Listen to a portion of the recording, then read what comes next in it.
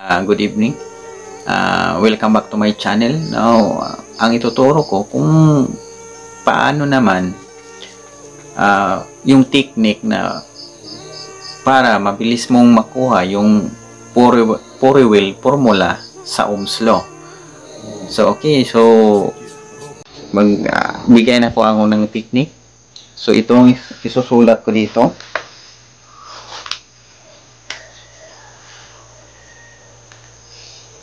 Ito yung Ohm's Law formula. So, na-divide ito into 4 liters. Okay, lalakihan ko ng konti.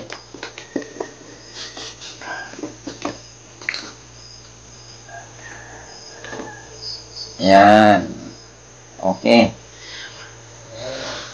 So, divide into 4.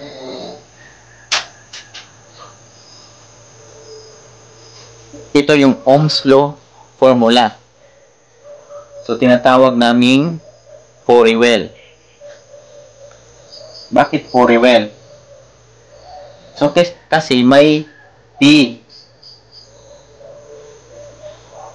Ito yung power.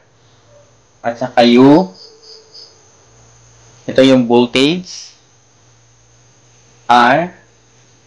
Yung resistance. At saka I. Yung current. Sa bawat titik na to, mayroong tatlong formula na nakalaan dito. Okay, divide ko muna. 1, 2,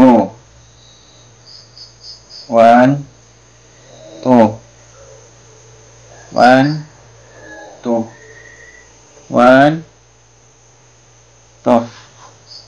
So, paano ba natin mabilis na makuha yung formula na Puriwell o tinatawag naming Ohm's Law formula? So, para mabilis mong makuha, ito yung technique.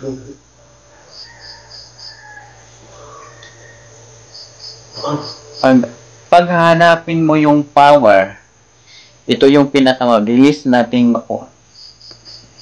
P is divided by I B.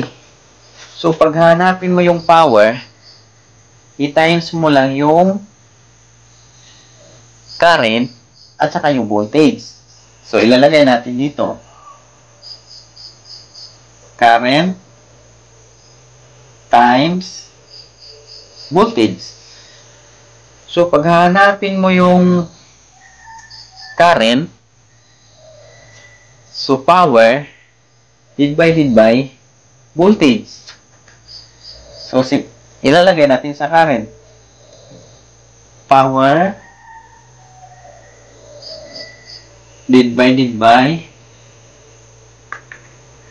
voltage. Okay? Pag voltage naman mo yung hahanapin, so, power divided by I. Voltage, power divided by I. Okay? So, mayroon pa itong iba pa. Dito naman tayo sa voltage. Ito yung pangalawang formula nga pinakamabilis. V divided by I R. Okay? Pag hanapin mo si voltage, I times R. Okay? Lalagyan natin I times R. So, pag si resistance mong hinahanap mo, voltage divided by I. Resistance, voltage divided by I. So, pag si current naman, pwede rin siya voltage divided by resistance. Voltage divided by resistance. So, yung wala dito, ang technique ko sa'yo, yung 4 mo lang ang kailangan mong balik-balikan. So, ilalagay ko dito yung nawawala. So, power, ang dalawang formula ito is I2 times R and B2 over R. Okay? Sa voltage naman, ito yung formula na hindi makukuha sa triangle na to.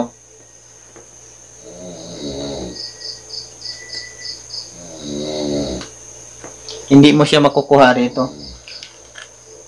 Okay, ang nawawalang formula sa voltage ay the square root of P times R.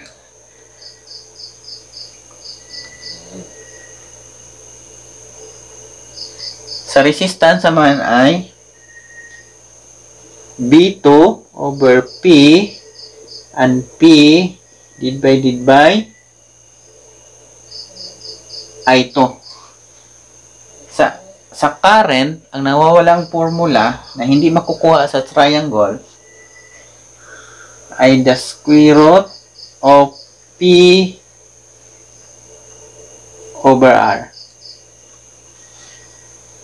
So, ang technique ko dati, para mabilis kong makuha itong formula, ito lang. Sa power, ito lang yung dalawa na palagi kong binabalik-balikan. Kasi yung iba, makukuha ko sa triangle. Okay? So, sa voltage naman, ito rin.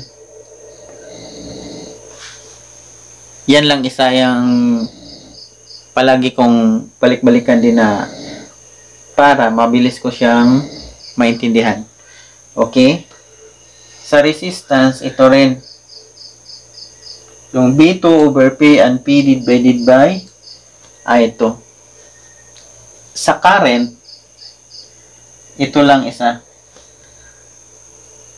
So, itong 6 na formula na hindi mo makukuha sa triangle, ang palagi mong babasahin. Balik-balikan mo lang one times a day. Pwede rin. So,